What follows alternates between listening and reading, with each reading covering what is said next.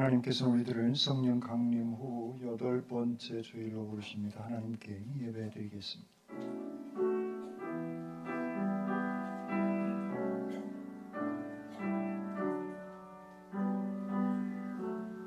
주님의 시간에 아름답게 모든 것 변하리. 주님 나의 갈 길을 인도하여 주시니 주의 뜻을 따라서 살리라. 주님의 시간에 아름답게 모든 것 변하리. 나의 정성 다하여 주를 찬송하오니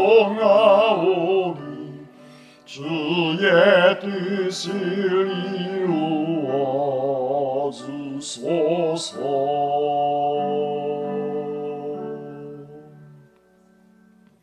찬양 받으시기에 합당하신 하나님, 우리의 찬양과 경배와 영광을 받아주시옵소서.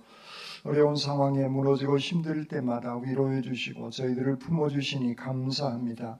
저희들의 손을 잡아 일으켜 세워주시니 감사합니다. 이 예배를 통하여 우리를 새롭게 하여 주시고 주님 홀로 영광 받아 주시옵소서. 귀한 예배를 주님께 닦아옵고 우리 주님 예수 그리스도의 이름으로 기도드립니다. 아멘.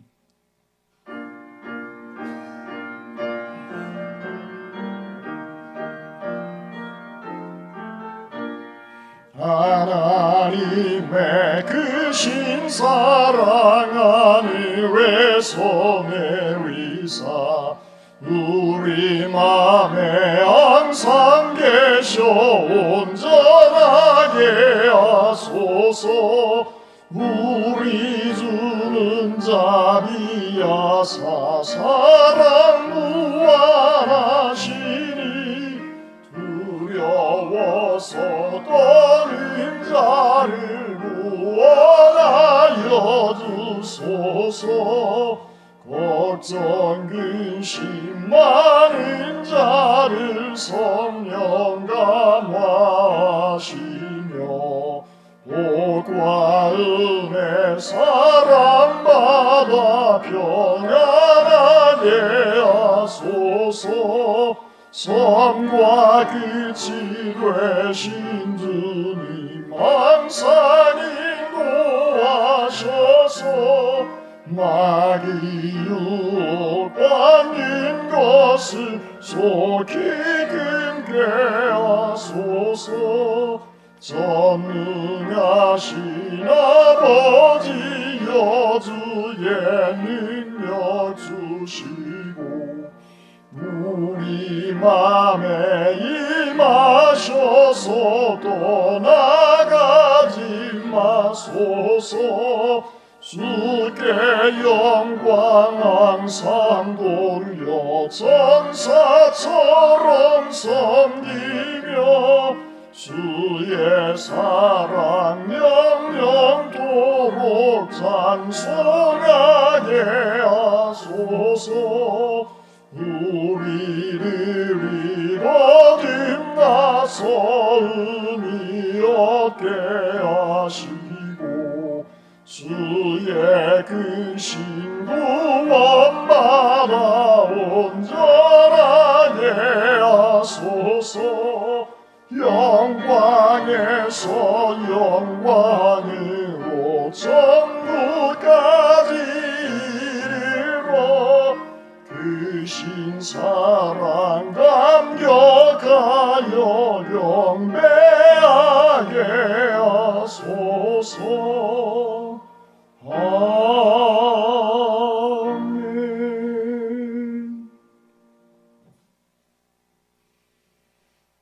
여러분은 누구를 믿습니까?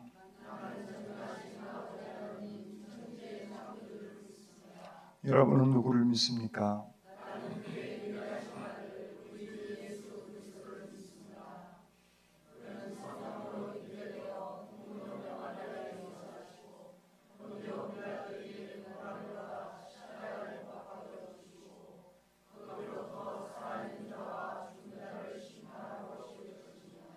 여러분은 누구를 믿습니까?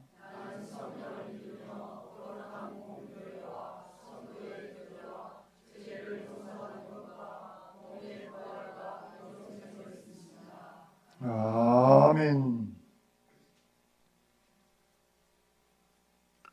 지존자여 시편근과 비바와 소금으로 여호와께 감사하며 주의 이름을 찬양하고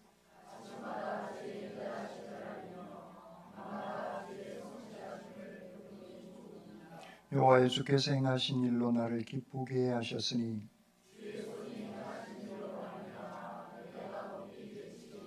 의인은 종려나무같이 번성하며 레바논의 백향목같이 성장하리로다.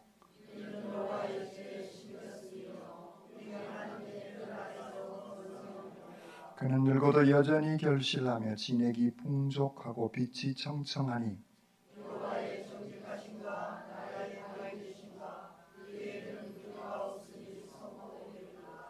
아멘. 이 시간 하나님과 사람과 자연의 지은 죄를 침묵기도로 고백드리겠습니다.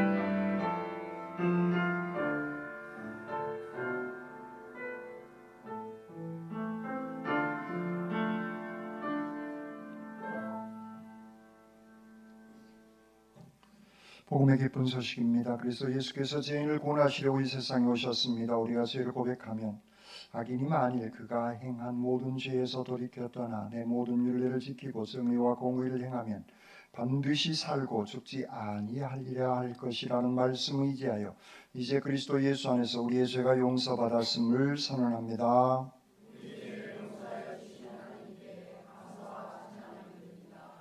아멘.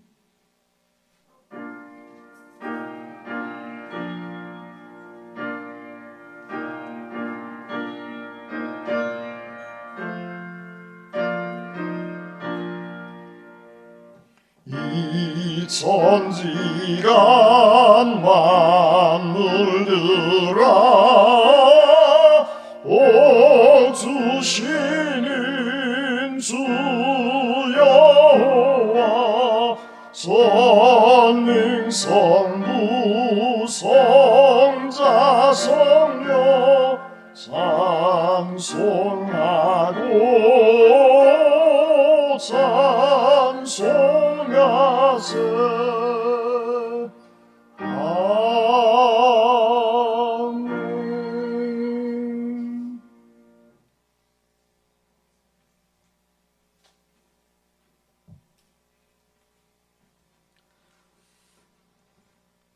거룩한 주일 우리에게 허락하시는 하나님 아버지께 감사와 영광을 드립니다. 지난 한 주간도 우리들을 눈동자같이 지켜주시는 하나님 은혜에 한없는 감사를 드립니다. 하지만 우리의 삶을 가만히 들여다보면 주님 앞에 너무나 부끄러운 것들이 많이 있음을 고백합니다. 평온하고 다정하게 살아가야 하지만 그렇지 못하고 분노하며 또한 겸손해야 되지만 교만이 가득한 모습으로 살았습니다. 주여 우리의 죄를 용서하여 주시옵소서. 오늘 우리가 드리는 예배가 끝나기 전에 새 사람, 믿음의 사람으로 변화되게 하옵소서. 이제 7월입니다. 우리 교회뿐만 아니라 세상 모든 교회가 많은 행사들이 있습니다. 여름 성경학교, 중고등학교 수련회, 남녀 신도의 행사들을 하여야 합니다. 사고 없이 안전하게 잘 할 수 있게 도와주시옵고 은혜 받게 하옵소서. 행사를 위해 수고하는 손길들 위해 주님께서 많은 복으로 은혜를 베풀어 주옵소서. 특별히 병환 중에 고통을 당하는 성도들을 살펴주시고 치료하여 주시기를 간절히 원하옵니다. 예배를 위하여 단위에 세우신 목사님을 기억하시고 붙들어 주셔서 능력의 말씀을 전하게 하옵소서. 우리 모두는 말씀을 받고 주님께 순종하며 살아가게 하옵소서. 감사를 드리며 예수님의 이름으로 기도드립니다. 아멘.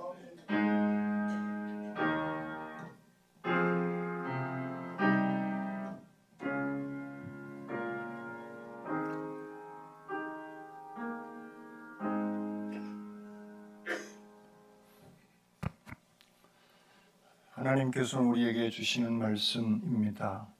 예레미야 1장 4절로 10절 말씀 받들겠습니다. 여호와의 말씀이 내게 임하니라. 이르시되 내가 너를 모태에 짓기 전에 너를 알았고 내가 배에서 나오기 전에 너를 성별하였고 너를 여러 나라의 선지자로 세웠노라 하시기로 내가 이르되 슬프도소이다.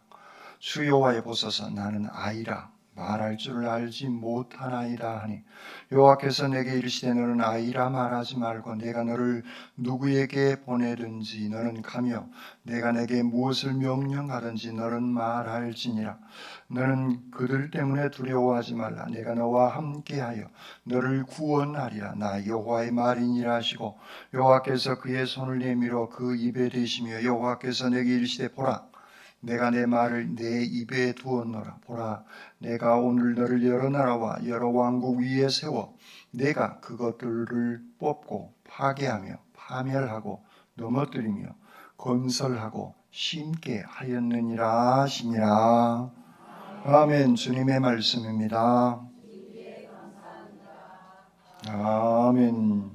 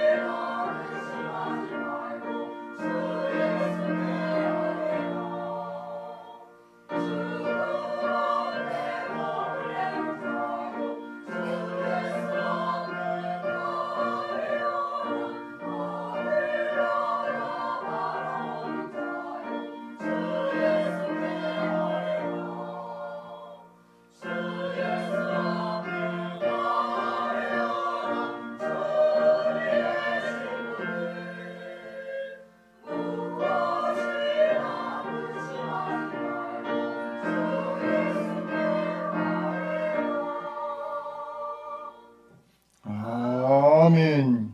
기도드리겠습니다. 사랑해 주님 감사합니다.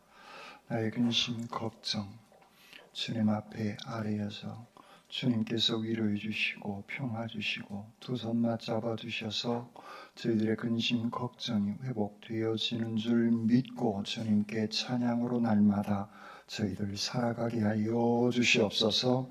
시간 부족한 종이 말씀을 들고 섰습니다. 인간의 모습은 주님 뒤에 감춰주시고 주님의 진리의 말씀만 증언케 하시옵소서. 말씀으로 저희들 가운데 늘 함께 하여 주시는 우리 주님 예수 그리스도의 이름으로 기도드립니다. 아멘. 이 성스러운 주일 아침에 하나님의 신령한 은혜와 능력과 축복이 여러분들 가운데 함께 하시기를 주님의 이름으로 축원합니다. 아멘. 옆사람 앞사람 뒷분하고 인사 나누시겠습니다. 집사님 주님의 이름으로 사랑합니다.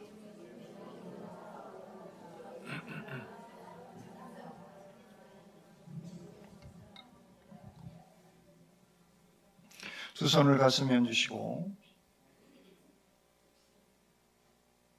하나님께서 보실 때 나는 정말 두고 보기에도 아까운 사람입니다. 아멘. 그렇습니다. 우리 하나님께서 보실 때 정말 두고 보기에도 아까운 소중한 사람들입니다. 그러므로 내가 생각을 하고 마음을 먹고 말을 하고 행동을 할 때에도 하나님께서 보실 때 두고 보기에 아까운 귀한 삶을 살아가시기를 주님의 이름으로 축원합니다. 아멘. 예레미야를 작년 이맘때 우리가 묵상을 했습니다. 그리고 다시 예레미야서 나머지 뒷부분을 지금 묵상하고 있습니다. 다시 한번 상기시키기 위해서 예레미야 1장, 예레미야가 하나님의 부르심을 받아서 활동해 나가는 그러한 장면을 다시 한번 오늘 본문을 통해서 들여다보기 위해서 1장에 있는 말씀을 선택했습니다. 예레미야는 예루살렘 북쪽 베냐민의 땅 아나도시라라고 하는 곳에서 제사장 힐기야의 아들로 태어난 사람이 예레미야입니다. 성경은 이런 사실을 생각보다 자세하게 성경은 어떤 부분은 정말 생각보다 자세하게 이렇게 기록해 놓고 있습니다. 이 아나돗, 이곳은 솔로몬 왕 때에 아비아달 제사장이 쫓겨서 살았던 우리식으로 표현하면 유배지에 해당되어지는 곳입니다. 이곳에 예레미야가 태어났다 그 얘기는 유배지에서 곧 그의 가문이 왕궁에 있어야 되어질 그 가문이 몰락해버린 몰락한 제사장의 가문의 아들로 예레미야가 태어나게 된 것이죠. 이때 남유다의 상태는 북쪽에서는 아시리아가 등장해서 북이스라엘을 삼켜버렸고 그리고 조금 뒤에 바벨론이라고 하는 여러분 세계사에서 바벨로니아로 얘기한 성경은 바벨론 이렇게 기록하고 있는데 그 바벨로니아가 신흥 세력으로 등장합니다. 그래서 점점 그 확장을 지금의 터키 그리고 아프리카 쪽으로 이제 시작했어요. 아프리카 쪽으로 그의 세력을 확장하려고 합니다. 그런데 아프리카의 가장 큰 문명, 나일강 문명 애굽, 지금의 이집트가 거대한 힘을 가지고 있는 겁니다. 이들은 남쪽이 아니라 북쪽으로 올라가기를 늘 꿈꾸었던 제국입니다. 이 두 제국이 충돌하는 지역이 어디냐면 현재 팔레스타인, 당시에 남유다가 자리 잡고 있는 그 지역입니다. 국제적으로는 이런 어려운 틈바구니에 끼어 있는 그런 상황입니다. 국내적으로는 나라가 백척간두에 있는데 이 백척간두에 있게 되어지는 역사의 원인은 하나님을 섬기지 않고 이스라엘 백성들이 우상을 섬기게 되어지는 삶을 살아옵니다. 그도 그럴 것이 제사장과 모든 지배자들은 바알과 아세라에 현혹되어져서 불신앙 상태가 지금 계속 진행되어져 버린 것입니다. 나라는 이렇게 국제적으로 위험한 상태고 국내적으로도 대단히 위급한 그러한 상태입니다. 정치 지배자들은 타락할 대로 타락해져 버렸습니다. 경제 질서는 가난한 사람들은 굶주려 죽어가고 있고 부자들은 별장을 가지고 있는 화로운 그런 삶이 지금 예레미야 선지자가 태어났던 그런 때인 겁니다. 그때 하나님께서는 예레미야 선지자를 부르신 겁니다. 마지막 기회, 회개할 수 있는 그 기회를 주시기 위해서 예레미야 선지자를 불러내셔서 예레미야에게 오늘 성경 본문은 임하셨다라고 말씀합니다.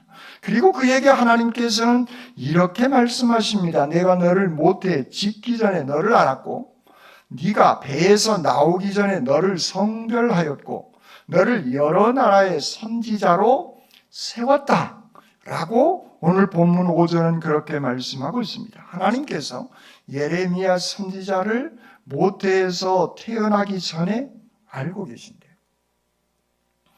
예레미야 선지자가 살던 지역이 어디라고 그러죠? 아나돗입니다.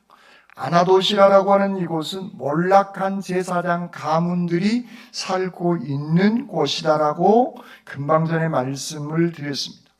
몰락한 가문의 자녀로 태어나고 척박한 땅에서 유배지에서 남들이 알아주지도 못하는 그런 환경에서 태어났는데 하나님께서는 만세 전에 태어나기 전에 너를 알고 있었다라고 성경 본문은 말씀하고 있는 겁니다. 예레미야의 탄생은 우연이 아니라 하나님의 계획 속에서 선택되어진 사건임을 말씀하고 있는 것입니다. 여기서 내가 너를 알았다라고 하는 이 얘기는 단순히 이론적으로 내가 그 사람 너 내가 알지 그 정도가 아니라 하나님의 뜨거운 관심과 사랑을 간직하시고 계시고 그를 예레미야를 당신의 품 안에 품어주셔서 사랑하시고 계신다라고 하는 의미의 알미라라고 하는 이 단어가 사용되어지고 있는 것입니다. 여러분, 우리의 삶의 환경, 여러분의 가문은 어떻습니까? 세상에 내놓을만한 가문이십니까? 여러분들이 지금 하시고 계시는 사업장, 여러분이 다니는 직장은 모든 사람들 앞에서 자랑할 만한 그러한 사업장이거나 그러한 직장이시냐 그 얘기예요. 여러분들의 건강의 상태는 아주 날아다닐 듯 좋은 그러한 건강의 상태가 되어지신 그런 상태입니까? 여러분의 연세는 지금 어떤 상태에 있습니까? 여러분들의 겉모습은 남들이 봤을 때 아름다운 그러한 모습입니까? 이런 모든 것들이 다 사랑할 만하지 않다고 한다 하더라도 세상이 나를 알아주지 않는다고 하더라도 우리가 낙심하지 말아야 될 것은 하나님께서는 나의 사정과 나를 아시고 계시고 나를 한결같이 하나님께서는 사랑하시고 계시는 줄 믿습니다. 오늘 예레미야의 가문, 몰락한 제사장의 가문에 태어났지만 하나님께서는 그를 민족을 나아가 여러 민족을에게 하나님의 말씀을 선포하도록 그를 성별하셨다. 그래서 불러내셨음을 말씀하고 있는 것입니다. 그에게 주어진 분명한 하나님의 계획과 하나님의 목적이 예레미야 선지자의 부르심 안에 그리고 오늘 이 자리에 앉아 계시는 여러분들을 불러내시는 것은 그냥 우연히 내가 세상에 나온 존재거나 여기에 우연치 않게 누구를 따라와서 앉아있는 그런 하찮은 존재가 아니라 하나님께서는 만세 전에 여러분들을 알았고 성별하여 주셨고 그리고 오늘 여러 나라의 선지자로 예레미야를 세웠다라고 말씀하고 있는 것입니다. 여러 나라를 위해서 세우셨대요. 세상은 예레미야 선지자를 알지 못하고 있지만 하나님께서는 그를 세워내 주셨다라고 하는 얘기입니다. 열방의 구원을 위해서, 열방의 구원의 메시지를 선포하기 위해서 우리는 열방은 아니지만 열방이 이 세상 예수를 알지 못하는 내 주변에 내가 알고 있는 그 모든 사람들에게 예수 그리스도의 복음을 알리고 선포하도록 하나님께서는 여러분 한 분 한 분을 귀하게 성별하시고 알으셨고 여러분들을 세워주신 줄 믿습니다. 이 사실을 알게 되어지는 사건이 우리는 하나님의 소명을 알게 되어지는 귀한 사건인 것입니다.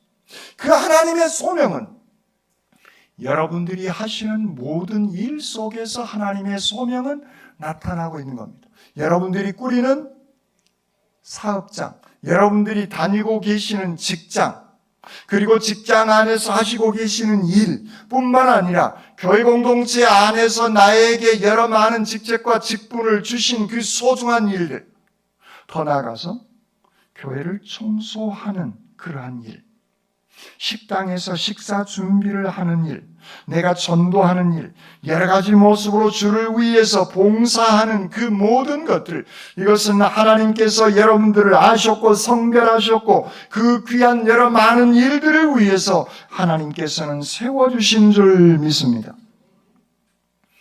우리는 그래서 하나님의 귀한 선택받은 그러한 백성들인 겁니다. 내가 하나님을 선택한 것이 아니라 하나님께서 우리를 선택하여 주신 것입니다. 그것도 우주가 탄생되기 전에 하나님께서는 우리 한 사람 한 사람을 선택하셔서 축복하시고 사랑하시고 사명을 우리에게 부여해 주셨다라고 하는 그러한 사실. 그러므로 오늘 우리는 신앙인으로서 하나님의 음성의 소리에 귀를 기울여야 하는 것입니다. 예레미야가 소명을 받는 그 시기는 남유다의 왕 요시야 왕 13년에 부르십니다. 이때에 어떤 일이 요시야 왕 시대에 어떤 일이 일어났냐면 역대기하 34장 그리고 열왕기하 22장을 보면 성경은 그 사건을 자세하게 기록하고 있습니다. 요시야 왕이 성전을 수리하도록 명령을 내립니다. 그때 성경의 모세 오경, 학자들은 그렇게 얘기합니다. 아마도 신명기 법전이 발견되었을 것이다라고 얘기를 합니다. 그 하나님의 말씀을 발견하고 읽고 감동을 받아서 이 민족이 살아갈 수 있는 유일한 길은 모든 백성들이 하나님께로 돌아오는 길이다 라는 생각을 깨닫게 되었습니다. 그래서 그는 성경에 있는 말씀을 따라서 모든 우상을 다 없앱니다. 그리고 우상 숭배자들을 다 없애는 종교 개혁을 위로부터 시작하게 되어진 것이죠. 예루살렘 성전도 있습니다. 하나님의 말씀도 있었고 제사장도 있었던 겁니다. 그런데 그 시대에 요시야 왕이 등장하기 전까지의 남유다의 상태는 제사장도 있었고 하나님의 말씀도 있었고 성전도 있었지만 하나님의 말씀을 잃어버린 그러한 시대가 되어져 버린 것이죠. 오늘 우리의 모습은 하나님의 말씀이 내 안에 있는가 있지 아니하는가 라는 의미의 말씀인 것입니다. 하나님 앞에서 우리는 예배의 자리에 앉아 있습니다. 그리고 주의 종 목사도 만나면서 대화도 나눕니다.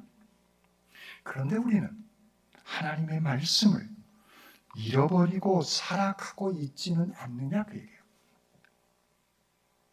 내가 날마다 하나님의 말씀을 묵상하고 그 말씀에 붙들려서 살아가면 그 하나님은 우리 가운데 말씀으로 능력으로 임재하여 주시고 하나님의 은혜와 기쁨과 평강을 허락하여 주시는데도 우리는 하나님의 말씀을 잊어버리고 우리의 일상의 일에 파묻혀서 살아가고 있지는 아니합니까? 우리의 성경책이 먼지 속에 이렇게 묻혀 있지는 아니합니까? 요즘에는 성경책이 없죠.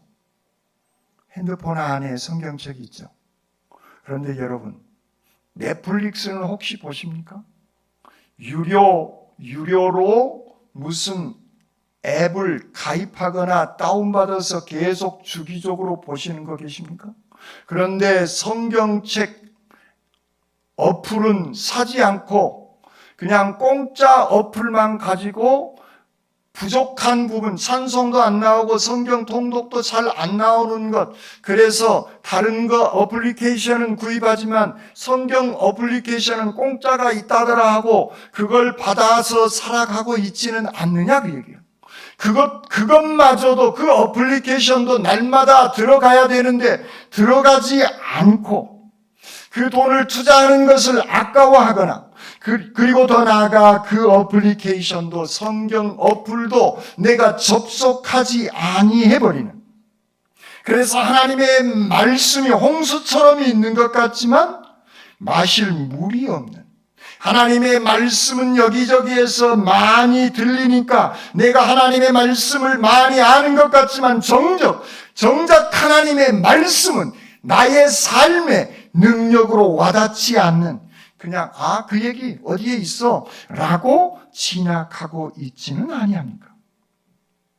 예레미야 시대 요시야 왕이 종교개혁을 일으켰는데 이 종교개혁이 백성들의 심령 가운데는 영향력을 미치지 못하는, 모든 수많은 하나님의 백성들의 생활을 변화시켜 내지 못하는 그러한 상태에 있었기에 하나님께서는 예레미야 선지자를 몰락한 가문에 그 누구도 알아주지 아니하는 그 사람을 하나님께서는 선택하십니다.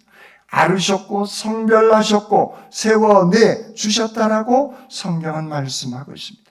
그때 예레미야 선지자의 대답입니다. 6절에 내가 이르되 슬프도소이다 주 여호와여 보소서 나는 아이라 말할 줄을 알지 못합니다. 나는 능력이 없습니다. 나는 배운 것이 짧습니다. 나는 경험이 미천합니다. 나는 그래서 아이 같은 말을 할 수가 없는 존재입니다. 그때 하나님께서 이렇게 말씀하십니다. 7절에 여호와께서 내게 이르시되 너는 아이라 말하지 말고 내가 너를 누구에게 보내든지 너는 가며 내가 내게 무엇을 명령하든지 너는 말할지니라라고 말씀하고 있습니다. 사실 예레미야는요, 모세처럼 홍해를 갈랐던 기적을 일으키는 사람도 아닙니다. 엘리야처럼 갈멜산에서 바알 선지자들과 한판 싸워서 불로 그들을 심판해내는 그런 일도 하지 못했던 사람이 예레미야입니다.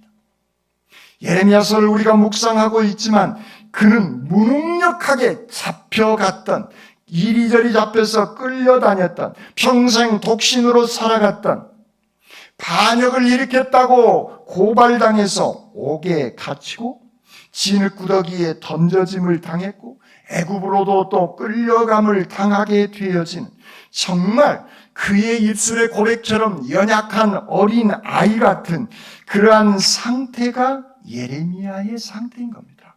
세상으로는 그 아무런 능력도 권력도 힘도 없는 그를 하나님께서 아시고 불러 세우셨다라고 하는 말씀입니다. 그런데 오늘 내가 너를 누구에게 보내든지 너는 가고 내가 내게 무엇을 명령하든지 너는 말해라. 그렇게 하나님께서는 예레미야 선지자에게 말씀하시고 계시는 겁니다. 그래서 예레미야는 그의 삶 속에서 눈물을 흘리며 하나님의 말씀을 대언합니다.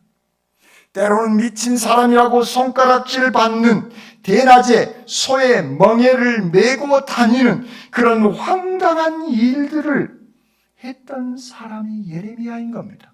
그는 하나님께서 말씀한 대로 순종하면서 살아간 사람인 것이죠. 하나님은요, 우리의 허물, 하나님은요, 여러분들의 약점을 다 아시고 계신 분이 우리가 믿고 있는 여호와 아버지 하나님이신 겁니다. 그 모든 것들을 다 아시고 그 일을 하나님께서는 우리에게 맡기신 것입니다. 내가 가장 능력이 많아서가 아니라 가장 순전하고 부족하지만 깨끗한 마음을 가지고 있고 부족하지만 하나님 말씀대로 그대로 행동할 수 있기에 가장 적합한 인물이기에 하나님께서는 우리를 알았고 성별하셨고 우리를 세우셨고 우리에게 그 귀한 일을 맡겨주셨다라고 하는 말씀인 겁니다. 여러분, 부족하다고 그러므로 회피하지 마십시오.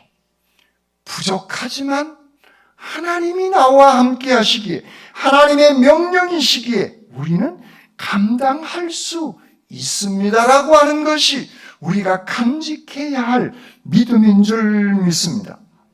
하나님은 우리에게 꼭 필요한 것을 주십니다. 내가 가지고 있는 것들이 적고 많고는 그것은 철저하게 나의 생각입니다. 하나님의 세계에서는 그런 것이 전혀 없기 때문에 그러한 것입니다. 그리고 10절에 하나님은 예레미야에게 이렇게 말씀하십니다. 보라, 내가 오늘 너를 여러 나라와 여러 왕국 위에 세워 내가 그것들을 뽑고 파괴하고 파멸하고 넘어뜨리며 건설하고 심게 하였느니라라고 말씀하고 있습니다.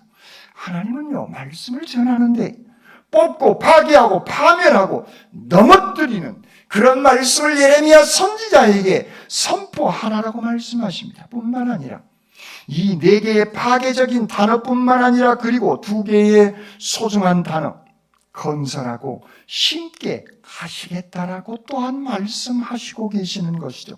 하나님께서는 이스라엘 백성들에게 기회를 끊임없이 수십 년 수백 년 동안 기회를 주셨음에도 그들은 끝까지 불순종하고 자기 욕망에 충실한 삶의 방법, 자기의 능력에 따라서 살아왔기에 뽑고 파괴하고 파멸하고 넘어뜨려서 그들이 철저하게 회개하고 돌이키면 다시 건설하고 다시 새로운 곳에서 심어내셔서 회복시키겠다라고 말씀하시고 계시는 것입니다. 그렇습니다. 하나님의 말씀은 능력의 말씀인 것입니다.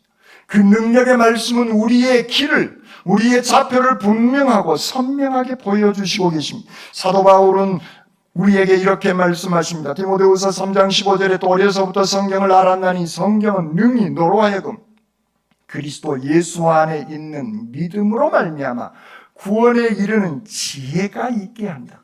성경은 예수 그리스도 안에 있는 믿음으로 구원에 이르는 지혜가 성경 안에 있다. 이 모든 성경은 하나님의 감동으로 된 것으로 교훈과 책망과 바르게 함과 의로 교육하기에 유익하니 이는 하나님의 사람으로 온전하게 하며 모든 선한 일을 행할 능력을 주시는 것이 내 능력이 아니라 하나님의 말씀임을 성경은 이렇게 분명하게 우리에게 말씀하고 있는 것입니다. 우리를 구원에 이르게 하는 사람으로 인도하는 것, 우리를 온전케 하는 것, 우리의 죄 때문에 영원히 심판당하여서 죽을 수밖에 없는 우리를 구원의 길로 이르게 하는 것이 하나님의 말씀이고 그 말씀은 우리에게 능력인 줄 믿습니다. 여러분, 소돔과 고모라가 왜 멸망당한 줄 아십니까? 그 땅에 죄악이 가득 차버렸습니다. 그런데 가득 찬 죄악 때문이 아니라 창세기 18장 20절 이하에 보면 의인 50명부터 10명까지 떨어지게 되었습니다. 아브라함은 그렇게 하나님께 간절히 기도합니다. 중보 기도를 합니다. 의인 10명이 없어서 소돔과 고모라는 하나님의 심판을 당하게 되어진 것이죠. 이처럼 하나님께서는 아무리 죄가 많아서 죽어야 할 백성이라고 한다 할지라도 의인 10명이라면 그 조그만한 실마리만 있으면 하나님은 용서해 주시고 구원하실 마음을 하나님은 늘 우리를 향하여서 그 손길을 내미시고 계시는 것입니다. 하나님의 목적은 뽑고 파괴하고 파멸하고 넘어뜨리고 멸망시키는 것이 아니라 구원이심을 깨닫게 하시기 위한 겁니다. 하나님의 사람을 만들고 온전하게 하여서 선한 영향력을 끼치게 하도록 하시기 위한 겁니다. 그러기 위해서는 우리 안에 죄성들을 뽑아내야, 그 죄가 뽑아지고 그 가운데 하나님의 말씀이 채워졌을 때 그 말씀은 우리의 생활 속에서, 우리의 가정 속에서 능력을 발휘하게 되어지는 줄 믿습니다. 이 죄를 뽑아내야 되어집니다. 저는 농부의 아들로 태어났어요. 농사를 잘 짓지는 못하지만 알기는 합니다. 지금 이맘때쯤 되면 논에 벼가 많이 자랐습니다. 아직 그걸 표준어로 뭐라고 얘기하는지 모르지만 배동을 안 했어요. 벼 이삭을 품는 상태를 배동한다고 그럽니다. 아직 배동은 안 했어요. 그런데 지금 보면 논에 보면 피가 있고 벼가 있습니다. 잘 분별을 못합니다. 그런데 지금 이것을 뽑아내야 되어지는 시기입니다. 벼 모가지가 나오기 직전에 이것을 뽑아내는 것이 농부가 해야 할 일 중에 한 가지인 것이죠. 그런데 그 피를, 잡초를 뽑아내려면 이게 벼하고 아주 똑같이 생겼습니다. 그런데 농부의 눈에는 그게 보입니다. 이게 피인지 벼인지 그걸 피라고 합니다. 소위 잡초를. 그런데 농부는 압니다. 그런데 뽑아내는 겁니다. 그런데 그 뽑아낼 때 피하고 같이 붙어 있기에 벼 뿌리에 좋지 못한 영향을 끼칠 수 있습니다. 그런데도 뽑아내야 되어지는 겁니다. 왜냐하면 그것이 탈곡을 해버리면 이 좋지 못한 것이 벼의 알곡과 같이 섞이면 상품이 떨어집니다. 뿐만 아니라 그것이 논에 떨어지면 내년에 훨씬 더 많은 잡초들이, 벼하고 똑같이 생긴 잡초들이 올라와서 내년 농사도 망치기 때문에 그러한 것입니다. 하나님의 말씀은 우리 마음속에 있는 그런 좋지 못한 피, 곧 잡초들을 뽑아내 주시기를 원하시고 계시는 겁니다. 그래서 내가 그것을 뽑고 그것을 파괴하고 파멸하고 넘어뜨려서 알곡만 세워내도록 하시겠다라고 오늘 성경은 말씀하고 있는 것입니다. 예레미야 선지자 시대의 우상 숭배의 잡초들, 부도덕한 그러한 지배자들의 잡초들, 거짓 선지자들의 잡초들이 너무 많이 있었던 겁니다. 오늘 이 시대에 우리의 마음속에는 어떤 잡초들이 내 마음속에 자리 잡고 있습니까? 혹시 다른 사람을 미워하고 있지 않습니까? 혹시 다른 사람을 비교해서 시기하고 있지는 않습니까? 내 마음에 탐욕의 잡초가 지금 확산되고 있지는 않습니까? 이런 잡초들은 분명히 우리는 다른 사람은 모르지만 나와 하나님은 아시고 계시는 것이죠. 이 교회 안에 불신앙의 비진리의 내 속에 있는 잡초들, 알고만 뽑아내지 아니하면 안 되는 것입니다. 우리는 머리로는 알고 머리로는 분석하는데 말씀대로 또한 살아가고 있지 못하는 것 또한 내 속에 있는 잡초의 모습으로 또아리를 틀고 있는 것이죠.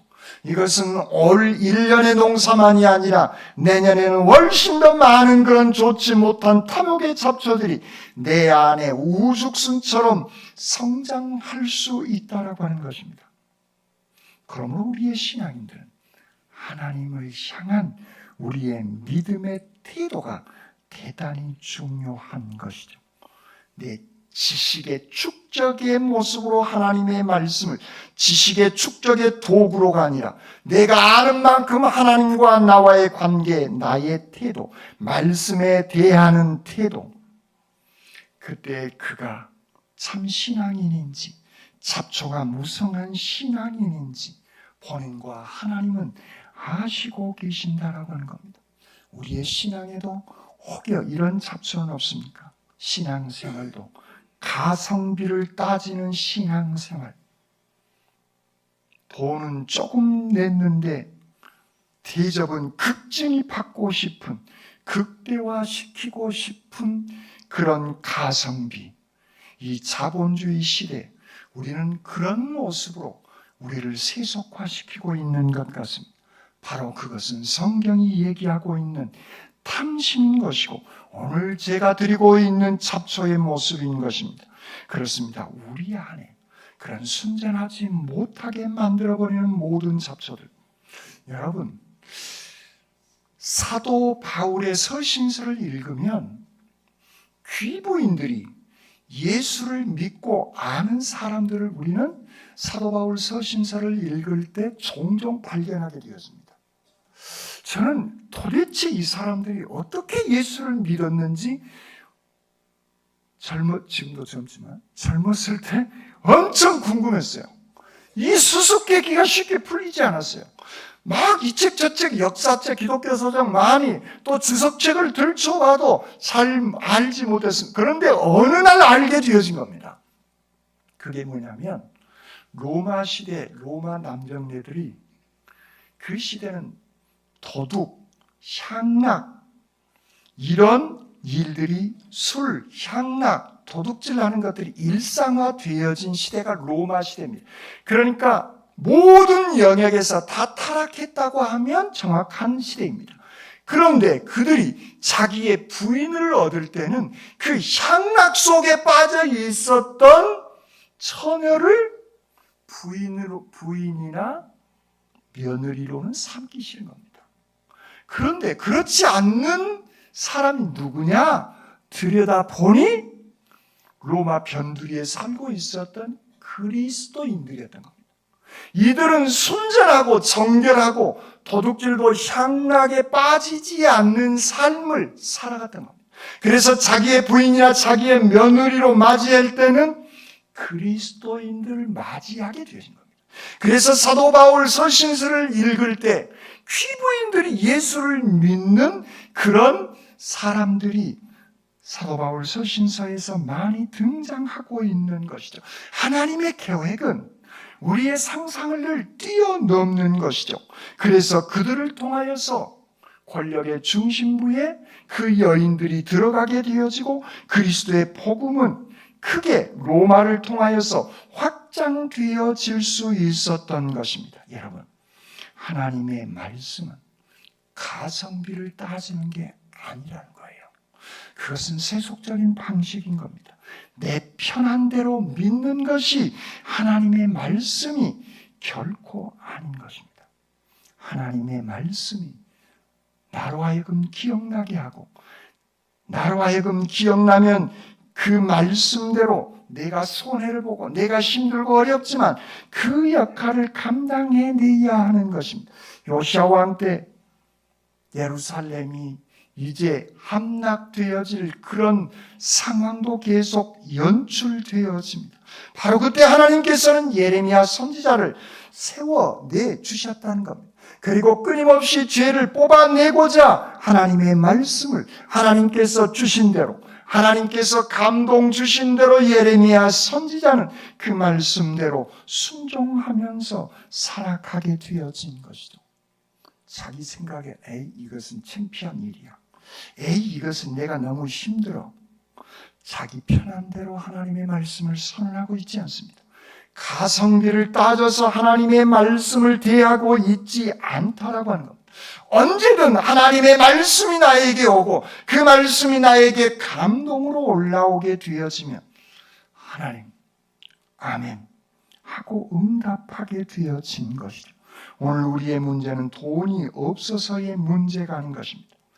말씀대로 살지 않고 가성비를 따지고 내 편한 대로 자기 소견대로 살아가려고 하는 것이 오늘 시대의 심각한 문제인 것이죠.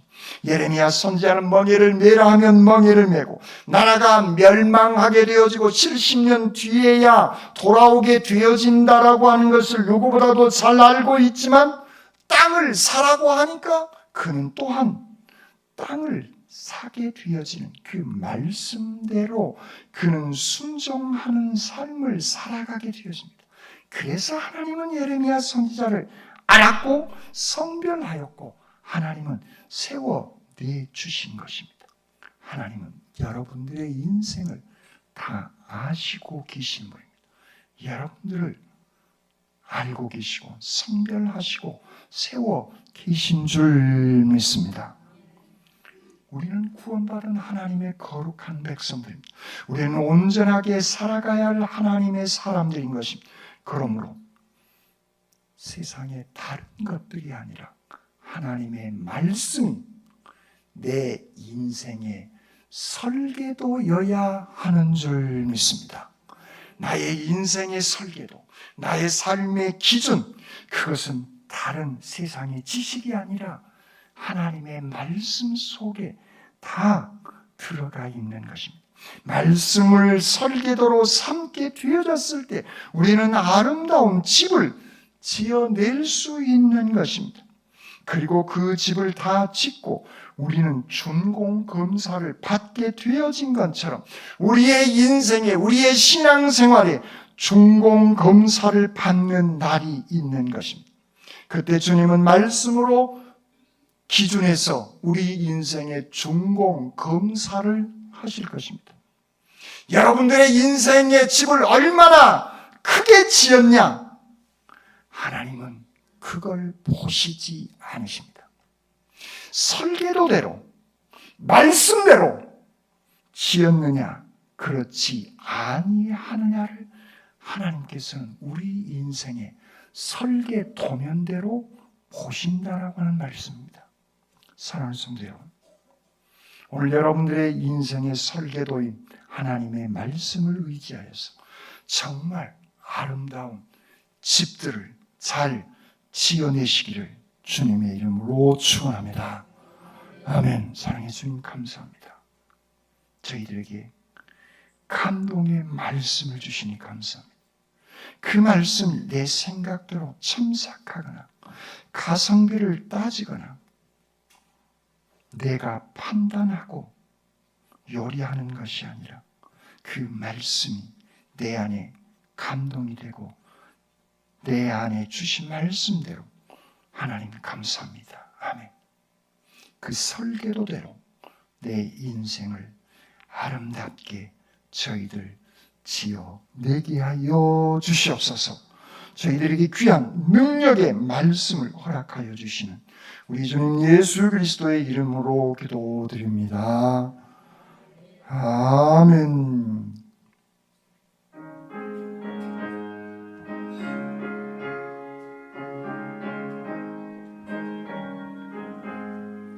내 영혼이 은총 입어 중한 죄짐 벗고 보니 슬픔 많은 이 세상도 섬그고 하도다.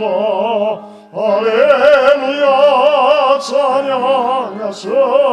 내 모든 죄 사함받고 주 예수와 동행하니 그 어린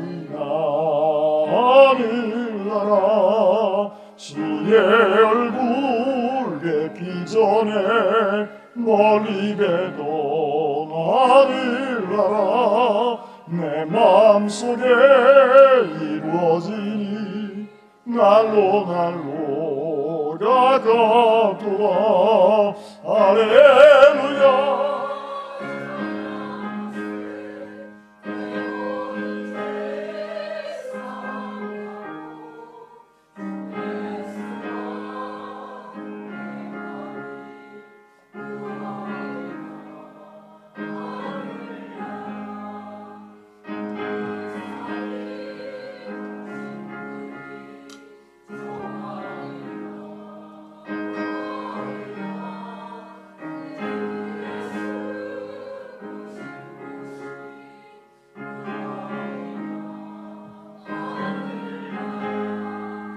할렐루야 찬양하세.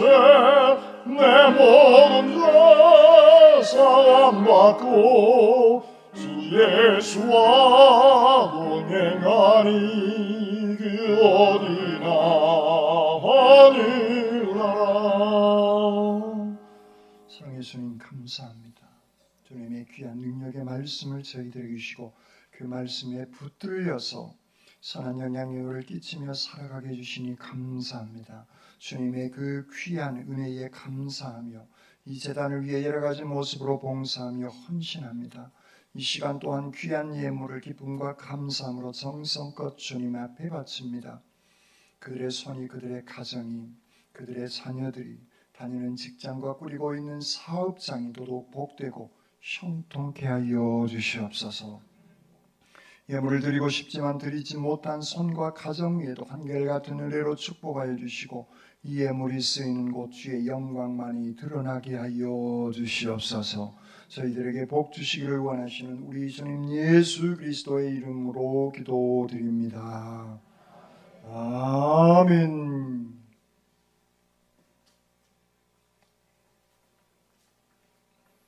오후 예배는 교회학교 헌신 예배로 드립니다. 교회학교를 위해서 기도해 주시기 바랍니다. 1구역 김종섭 집사님 중앙병원에 허리를 다치셔서 입원 중에 있습니다. 위해서 기도해 주시기를 바랍니다. 남신도 원리난 예배 후 교회 카페에서 모입니다. 이번 주 과일과 떡은 고광주 성도님 또 이정림 권사님 가정에서 지난주에 세례 받음을 감사해서 제공해 주십니다. 주님의 축복이 함께 하시기를 빕니다. 아멘. 그리고 김대용 집사님, 신지영 집사님께서 범사에 감사해서 비파즙을 하나씩 드릴 겁니다. 식당에 식사하실 때 저는 잘 몰랐는데 어떤 분이 그러시더라고요. 정말 좋은 거예요. 식사하실 때 꼭 하나씩 챙기셔서 드시기를 바랍니다. 여신도 동부지구회가 화요일 날 우리 교회에서 있습니다. 여러분들 많이 협력해 주시면 고맙겠습니다. 나머지 광고는 수고를 참고해 주시기 바랍니다.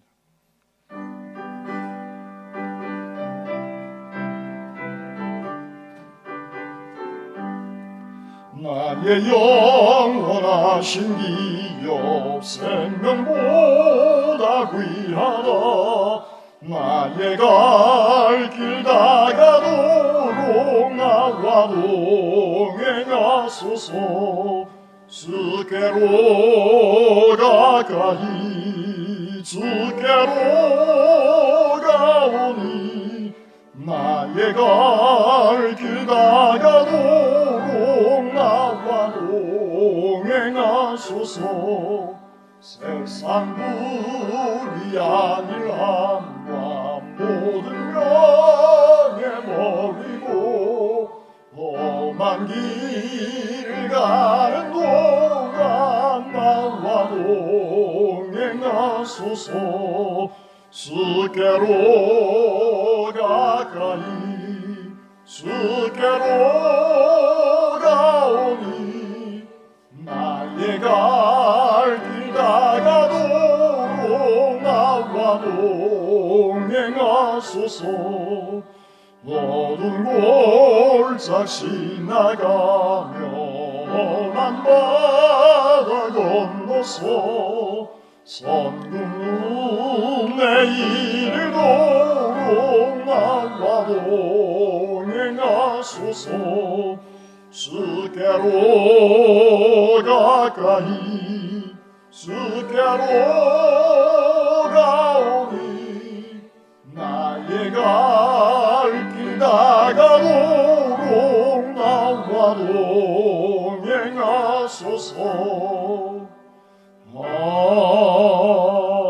아멘. 못해서 지키사니 하시고 성별하시고 하나님의 자녀로 삼아주셔서 구원의 길로 인도하신 주님 감사합니다.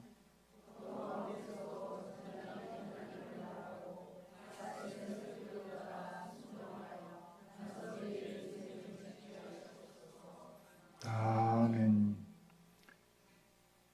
이제는 길이요 진리요 생명이 되어주신 우리 주님 예수 그리스도의 은혜와 아버지 하나님의 무한하신 사랑하심과 성령님의 역사해 주시고 함께하여 주시는 귀한 은총, 힘들고 어렵지만 하나님께서 저희를 아시고 성별하시고 하나님의 자녀 삼아 주신 귀한 하나님의 자녀로서의 그 귀한 자존감을 가지고 하나님의 말씀의 설계도대로 따라 순종하며 살아나가기를 원하는 주님의 모든 백성들 심령 위에와 다른 도시에 흩어져 있는 또 구문에 나가 있는 우리의 자녀들 앞날 위에와 질병 때문에 아파하고 있는 믿음의 식구들의 건강 회복 위에와 멀리 외국에까지 나가 있는 주님의 백성들 머리 위에 이제로부터 영원토록 함께 하옵시기를 간절히 축원하옵나이다. 아멘.